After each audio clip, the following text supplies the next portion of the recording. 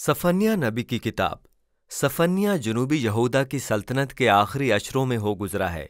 ये वो वक्त था जब यूसिया बादशाह ने बुतों को हटाकर और हैकल को सिर्फ इसराइल के खुदा की इबादत के लिए बहाल करके मुल्क में हकीकी तब्दीली लाने की कोशिश की थी।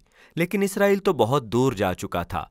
गैर माबूदों की पूजा करना बड़े पैमाने पर लोगों की जिंदगियों का हिस्सा बन गया था। और बिलाखिर यूं हुआ कि यूसिया का तकब्बुर मैदान जंग में उस वक्त उसकी अलमनाक मौत का सबब बना जब उसने यरूशलेम को बाबल के साथ तसादम के रास्ते पर ला खड़ा किया। सफन्याह ने इस सब को आते हुए देखा था। बरसों से वो यरूशलेम के रहनुमाओं को खबरदार कर रहा था और ये छोटी सी किताब उसकी शायरी का मजमुआ है जिसमें उसके पैगाम का खुलासा है। इसे 3 बड़े हिस्सों में तश्कील दिया गया है। पहला हिस्सा यहूदा और यरूशलेम पर आने वाली खुदावंद की अदालत के दिन पर तवज्जो मरकूज करता है। दूसरा हिस्सा कौमों और एक बार फिर यरूशलेम पर खुदावंद की अदालत के दिन के मुतालिक है। और फिर तीसरा हिस्सा उस उम्मीद को जाहिर करता है जो खुदा की अदालत की दूसरी जानिब कौमों और यरूशलेम के लिए बाकी है। पहला हिस्सा पैदाइश 1 के हैरत अंगेज उलट के साथ खुलता है। खुदा की अच्छी मुनज़्ज़म दुनिया बेतरतीबी और तारीकी और अफरा तफरी में वापस जाने वाली है। ये एक बार फिर नाकाबिले रिहाइश हो जाएगी। और जैसे जैसे आप पढ़ते जाते हैं आपको एहसास होता है कि सफन्याह उन तमाम ताकतवर शायराना तसव्वुरात को ये बयान करने के लिए तैयार कर रहा है कि किस तरह से यरूशलेम की दुनिया का इख्तिताम होने वाला है। केनानियों के देवताओं की पूजा के लिए बने सब मंदिर तबाह हो जाएंगे। तमाम रहनुमा जिन्होंने नाइंसाफ़ी की, मुआशियात के तमाम मराकज़ जहाँ कर्जा जात लेने देने का कजरो तरीक़ा है, ये सब शहर की फसीलों समेत तबाह हो जाएंगे। सफन्याह खात्मे से ताल्लुक़ रखने वाली ऐसी तस्वीरें तैयार करता है ताकि वो इस बात की अहमियत को उजागर कर सके कि क्या होने वाला है। ये सब एक अजीम फ़ौज की तरफ इशारा करता है जो यरूशलेम पर कब्ज़ा करने आ रही है।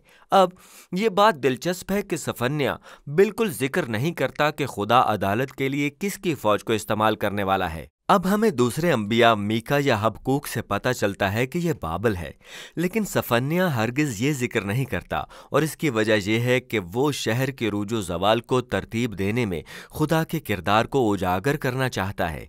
और दरअसल यही बात सफन्याह को उम्मीद देती है।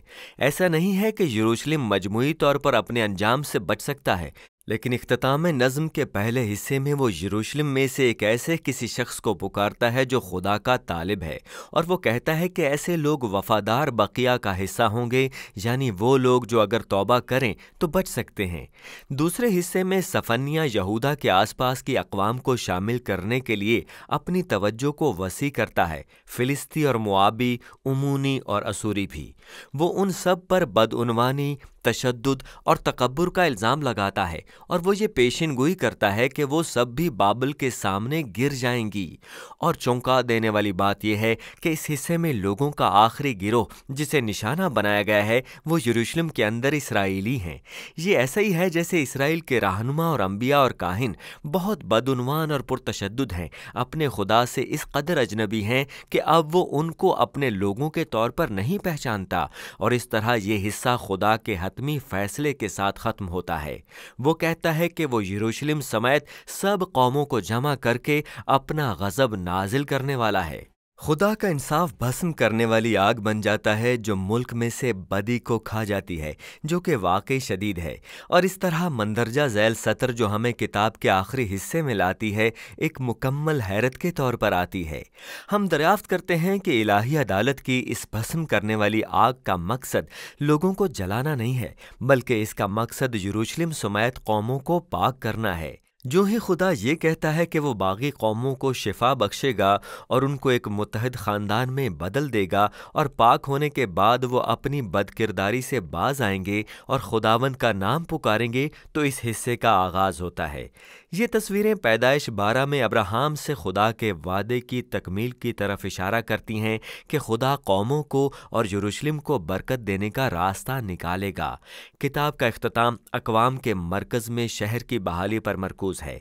बहाल शुदा शहर में खुदा की हुजूरी वफ़ादार बकिए के साथ है जो खुदा की रहमत से फ़िरौतन और तब्दील हो गए हैं और उनको गाने और खुशी करने के लिए बुलाया जाता है। और फिर इस हैरत अंगेज़ तस्वीर में हमें बताया जाता है कि खुदा ایک شاعر ہے جو گانا بھی چاہتا ہے۔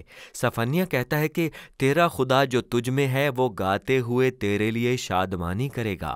کتاب کی اختتامی نظم ان نہایت طاقتور تصاویر کے ساتھ ختم ہوتی ہے جو خدا کے اپنے خاندان میں باہر والوں اور غریبوں اور ٹوٹے ہوئوں کو جمع کرنے کے متعلق ہے، جہاں وہ ان کو عزت کے مقام پر سرفراز کرتا ہے، اور اس طرح کتاب ختم ہو جاتی ہے۔